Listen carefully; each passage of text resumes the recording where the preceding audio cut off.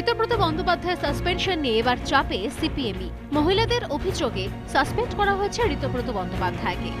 দলের গঠনতন্ত্র মেনে এই সিদ্ধান্ত নেওয়া হয়নি বলেই জোর জল্পনা সিপিএমে।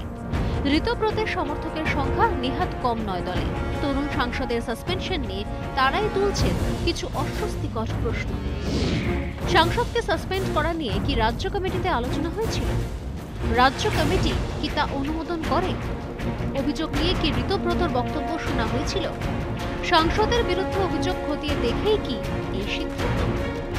এইসব প্রশ্নে অস্বস্তিতে সিপিএম এর রাজ্য নেতৃত্ব। কমিউনিস্ট পার্টির একটা ইন্টারনাল ডিসিপ্লিনের কতগুলো মেকানিজম আছে গঠনতন্ত্র অনুযায়ী, এটা এবং কমিউনিস্ট পার্টিতেই হয়।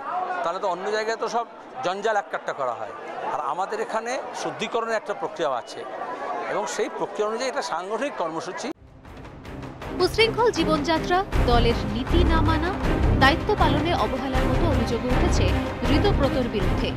দলের গোপন তথ্য পাচারেও অভিযোগ ছিল। শুক্রবার এই নিয়ে মন্তব্য এড়িয়ে যান দলের রাজ্য সম্পাদক।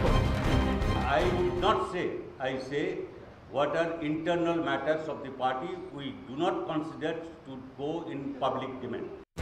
ঋতব্রত নিয়ে তাড়াহুড়ো করতে গিয়ে কি এই অবস্থা?